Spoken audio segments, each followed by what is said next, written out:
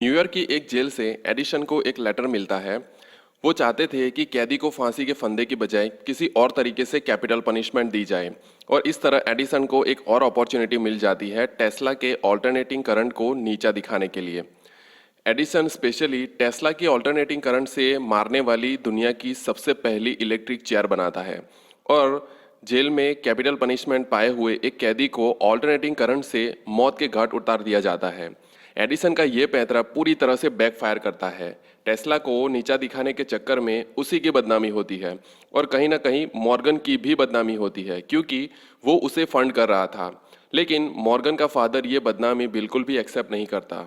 वो मॉर्गन को इलेक्ट्रिसिटी से रिलेटेड सभी कॉन्ट्रैक्ट्स कैंसिल करने का ऑर्डर देता है, लेकिन मॉर्गन को पूरा यकीन था कि इलेक्ट्रिसिटी ही फ्यूचर है। एडिसन से हुई बदनामी को ठीक करने के लिए एक अपॉर्चुनिटी सामने आती है। उस वक्त नायग्रा फॉल पे दुनिया का सबसे बड़ा पावर प्लांट बनने जा रहा था, जो इतनी इलेक्ट्रिसिटी प्रोड्यूस कर सकता था कि पूरे नॉर्थ ईस्ट अमेरिका के घरों में इलेक्ट्रिसिटी पहुंचा सकता था। लेकिन दिक्कत ये थी कि नायग्रा पावर कंपनी ने ये डिसाइड नहीं किया था कि वो कौन से जनरेटर को इंस्टॉल करेंगे, एडिसन के डीसी या टेस्ला के एसी जनरेटर। मॉर्गन जानता था कि दुनिया के सबसे बड़े पावर प्लांट के कॉन्ट्रैक्ट को जीतना गेम चेंजिंग साबित हो सकता है और वो ऐसी ही अपॉर्चुनिटी की तलाश में था।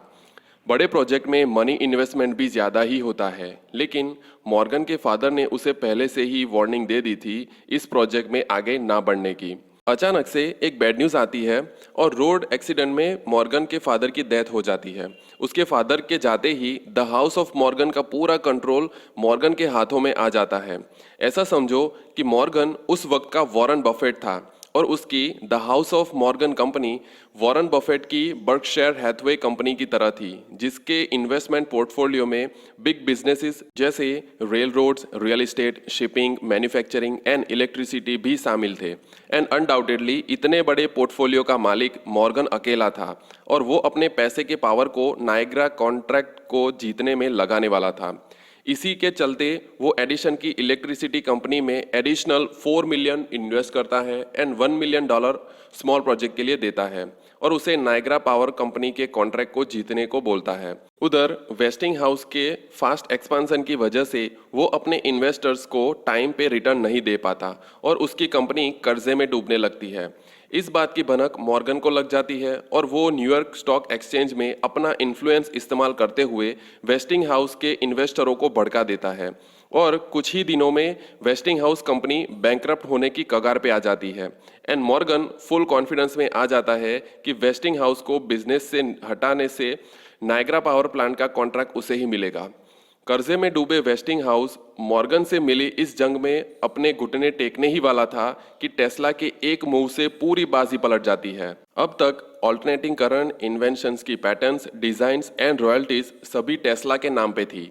टेस्ला एक ही झटके में अपनी सभी रॉयल्टीज एंड पैटर्न्स की अथॉरिटी वेस्टिंग हाउस कंपनी को देते हुए कहता है कि मेरे लिए इन्वेंशंस एंड पैटर्न्स के जरिए इंसानियत को फायदा पहुंचाना पैसे से कहीं ज्यादा इंपॉर्टेंट है। ये कहकर सही मायनों में वो बहुत ही बड़ा सेक्रीफाइस करता है और वो उसके रॉयल्टीज के कॉन्ट्रैक्ट को फाड़ देता है। इस तरह वेस्टिंग हाउस को टेस्ला की रॉयल्टीज का 100% सपोर्ट मिल जाता है। इसके चलते कई सारे इन्वेस्टर्स उसकी कंपनी में इन्वेस्ट करते हैं और वेस्टिंग हाउस जंग में फुल जोश के साथ वापसी करता है। वेस्टिंग हाउस जानता था कि मॉर्गन को हराने के लिए तगड़ी चाल चलनी होगी और बहुत जल्द उसके सामने एक अपॉर्चुनिटी चलकर आती है। उस वक्त शिकागो में बहुत ही बड़ी साइंस फेयर इवेंट होने वाली थी, जिसके क्रिएटर्स एंड मैनेजर्स ये चाहते थे कि पूरा साइंस फेयर इवेंट को इलेक्ट्रिसिटी से रोशन किया जाए। वो कंपनीज को इनवाइट करते हैं इस कॉन्ट्रैक्ट पे बोली लगाने के लिए।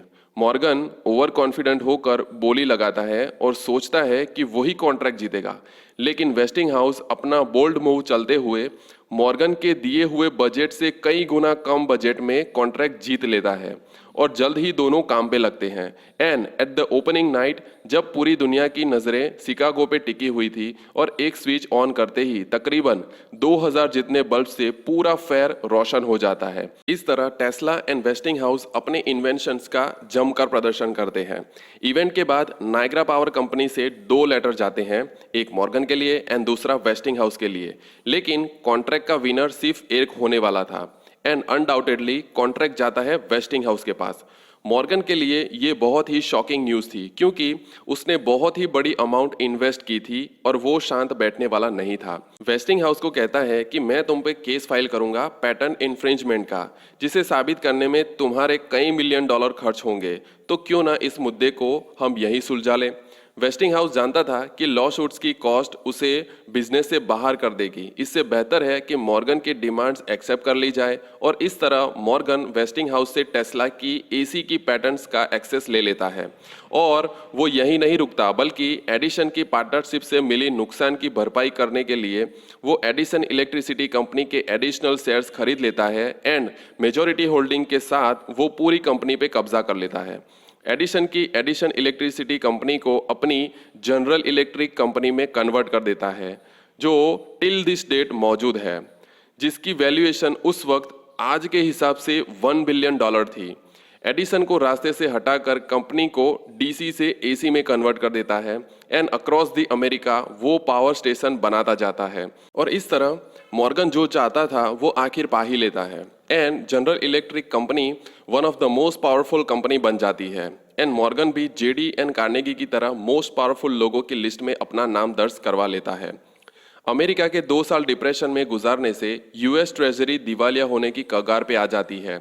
यूएस ट्रेजरी को बचाने के लिए मॉर्गन को वॉशिंगटन इनवाइट किया जाता है। मॉर्गन अपनी दरियादिली दिखाते हुए आज की कीमत से $3 बिलियन की लोन देता है और इस तरह अमेरिकन इकोनॉमी को कंप्लीटली कोलैप्स होने से बचा लेता है। उधर जेडी इलेक्ट्रिसिटी हर घरों में आ जाने की वजह से उसे केरोसिन बिजनेस में सर्वाइव करने के लिए चैलेंजेस फेस करने पड़ते हैं। वो ऐसी प्रोडक्ट की तलाश में निकलता है जो केरोसिन को रिप्लेस कर सके और वो प्रोडक्ट शुरुआत से ही उसकी आंखों के सामने ही थी, लेकिन वो देख नहीं पा रहा था। But like old times, scientist की अपनी टीम को फिर से काम पे लगाता है और उसके हाथ एक और बाय प्रोडक्ट लगती है और वो थी गैसोलीन। लेकिन साइंटिस्ट ये फिगर आउट नहीं कर पा रहे थे कि उसका इस्तेमाल कहाँ किया जाए, लेकिन जेडी को यकीन था कि गैसोलीन में केरोसिन से भी ज़्यादा पोटेंशियल होगा। सिमिलर टाइम फ्रेम में ही इंटरनल कंबस्शन इंजन का इन्वेंशन होता है, जिसको चलाने के लिए गैसोलीन परफेक्ट प्रोडक्ट थी। But in the beginning engines को फैक्ट्रीज चलाने में इस्तेमाल किया जाता था और जैसे ही उसे व्हील्स में फिट किया जाने लगा तो जेडी कन्विंस हो गया कि गैसोलीन ही है जो उसे पहले से भी ज़्यादा पावरफुल बना सकता है। उधर जेडी एंड मॉर्गन लाइट को लेकर एक दूसरे से कम्पीट कर रहे थे, तो इधर कार्नेगी नेवी के शिप्स बनाकर बड़े आराम से अपने बिजनेस चला रहा था। मॉर्गन अपने बिजनेस को और ऊंचाइयों पे ले जाना चाहता था।